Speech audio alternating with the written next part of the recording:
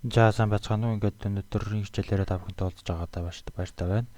За тоон сигнал ба дискрет сигналууд гэсэн сэдвээр өнөөдөр хичээл орох болно.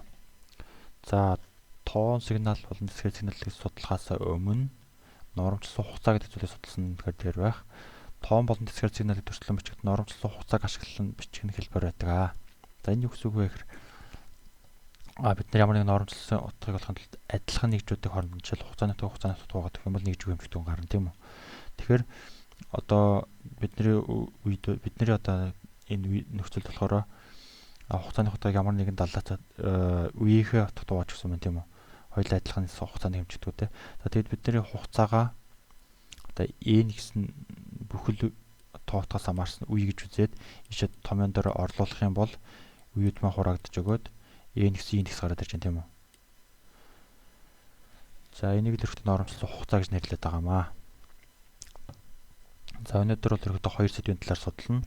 Нэг нь тоон сигнал, нөгөөх нь болохоор төрөл бүрийн дискрет сигналууд. За тоон сигнал гэж юу вэ гэдгийг бид өнгөрсөн хичээл дээр үзсэн. Гэхдээ өнөөдрийн хичээлээр бас баттгаж үзсэн. Тоон сигнал гэдэг нь хугацаагаар дискрет, далайцсан утгаар квантлагдсан сигналуудыг хэлнэ гэж байгаа. За энэ юу гэсэн үг вэ гэхээр одоо хугацааныхаа дискрет одоо тасалдaltaй утгуудыг одоо ингээд аваад бариад авна. Энэ дээрээс бид нар ямар нэгэн төвшингүүд туугаад өгч энэ сигналынхаа утгуудыг ингээд энэ төвшингүүд тууж өгөөд энэ хоёр төвшингийнхаа огтлцолтоор байгаа тоотгуудыг нь хоёрын талын системд шилжүүлэх буюу 1 0 гэсэн утгатай энэ хоёрын талын системд шилжүүлэх өгч тийм үү. За энийг харж байна. За квантлын алхам гэж байдаг. За квантлын алхам гэдэг нь болохоор бидний хувааж өгсөн төвшингүүдийн дараалсан хоёр төвшингийн хоорондын ялгуурыг квантлын алхам гэдэг. За дээрэс нь бид нар квантлахдаа x минимум буюу хамгийн бага утгаасаа x максимум буюу хамгийн их утгын хооронд одоо энэ сигналаа хувааж квантлж хувааж одоо төвшингүүд хувааж өчгөөд квантлдаг байгаа. За квантлын төвшин яаж тодорхойлдог вэ гэж одоо жишээл энд яагаад ингэж 8 тэгээс 7 буюу 8 утгаар квантлж өгсөн юм бэ гэхээр энийг яаж 8 гэж гаргаж авсан бэ гэхээр хэдүүлээ квантлын битийн тоо гэж байдаг. Хэдүүлээ энэ хоёрын ямар нэгэн зэрэг төвшүүлээд энийг бол квантлын бит гэж нэрлэдэг. За ингээд хоёрынхоо 3 зэрэг бид нар 3 битээр квантлж өгсөн гэсэн үг. За ингээд 8 тийм үү. Ингээд 8 утгаар квантлж өгчөөд за жишээлбэл бодоод үзэлтэй жишээлбэл бидний одоо ямар нэгэн n гэсэн утгатай сигнал энэ n гэсэн индекс дээр 6 гэсэн утгаар явж байна тийм үү. За энэ 6-гаа хэдүүлээ хоёрын талын системд шилжүүлээд 1 0 гэсэн утгатай ингээд хоёрын талын системд шилжиж өглөө. Энэ дээрс нэмээд одоо бидний эерэг сөрөг туйлыг илэрхийлдэг нэг битийг нэмж өгдөг. Жишээл ингээ харах юм бол манай сигнал маань нэгдүгürt эерэг туйл дээр барилж байна. Хоёрдугаар 2 сөрөг туйл дээр барилж байна. За эерэг туйл дээр хам бол 1 гэсэн битийг нэмж өгөөд сөрөг туйл дээр хам бол 0 гэсэн утгыг өгнө. За жишээлбэл манай 6 маань одоо n дэх индекс маань индекс үе 6 маань одоо эерэг туйл дээр байрлаж байгаа учраас бид нар 1 гэсэн утгыг өгөөд ингээд манай сигнал маань хоёрын талын системд шилжээд тоон сигнал болж яварлаа гэсэн үг ээ. За төрөл бүрийн дискрет сигналууд гэж байгаа юм. За энэ юу гэсэн үг вэ гэхээр эдгээр сигналууд нь ямар нэгэн туршилтын зорилгоор ашиглагддаг. За эдгээр сигналуудыг бол ямар нэгэн шугам дискрет систем гэж байдаг. Тэр шугам дискрет системийн оролтон дээр өгөөд тэр шугам дискрет системийн үзүүлж байгаа хариу үйлдэлийг судлахад ашигладаг сигналууд гэсэн утгатай л та. За шугам дискрет системийг бол цаашдаа үзнэ. За нэгж импульс болно. Эм үе хоцорсон нэгж импульс. За нэгж импульс гэдэг нь тухайн n-ийн утга нь n гэсэн индексийн утга нь тэгтээ тэнцвүүд 1 буюу бусад одоо индексийн утгын хувьд бол ерөөхдөө t гэсэн утгыг авдаг. За энэ юу гэсэн үг вэ гэхээр манай 0 дахь индекс маань 1 гэсэн далайц утгыг аваад үлдсэн бүх одоо нэмэх хязгаарыг хүртэлх утга дээр t гэсэн утгыг авнаа.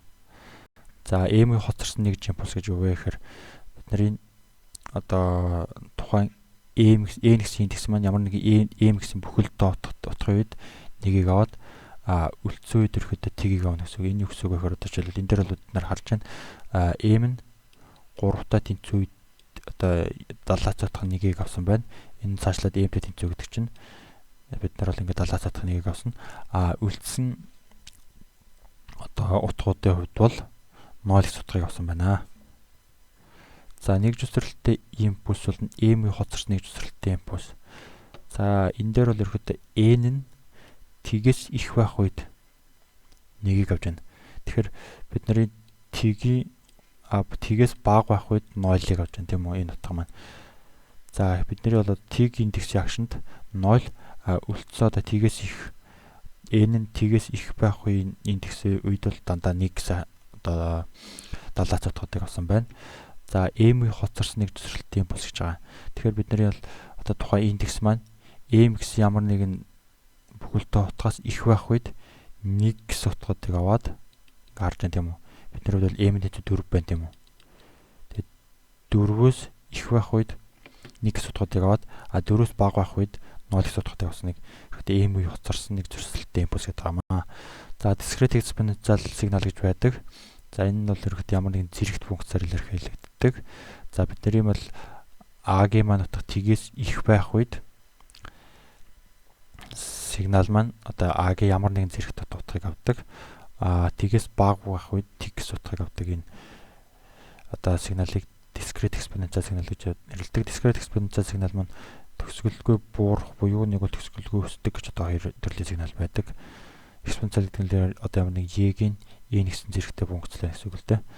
За мөн ялгаагүйгээр одоо бусад сигналуудыг discrete exponential signal маань өөрөө M-ийн хоцорсон discrete exponential signal гэж бас байдаг. За цаашлаад discrete гармоник сигнал. За энэ болохоор ихдээ бидний сайн мэддэг одоо гармоник буюу косинус синусыг discrete утгыг нь авчихсан сигналуудыг л discrete гармоник сигнал гэж нэрлэдэг байгаа. Ингээ харах юм бол бид нарт одоо ингээ харах юм бол энэ синустай адилхан байгааз. За синусын маань хугацаанаас хамаарсан омега t гэсэн хугацаанаас хамаарсан үг нь бид нар бол одоо энэ хугацааныхаа юугаа n t гэсэн ямар нэг индексээр сольж өгчөөд энэ тухайн хугацааны цэгүүд дээр тоотгодыг нь одоо ингээд авцныг л discrete signal, гармоник discrete signal гэж нэрлэдэг байгаа. За discrete complex signal гэж байдаг. За энэ бол одоо Y-ийн ямар нэгэн зэрэгт одоо сигналыг одоо ямар нэгэн комплекстэй болгож ургаад тэрнийхээ синус косинус одоо бүрдлийг нь ингээд авсныг нь одоо discrete complex signal гэж нэрлэдэг. За энийг яаж гаргаж ирж байгаа гэхээр бид нар бол сайн мэддэг. Эйлерийн томьёогоор гаргаад авчиж байна.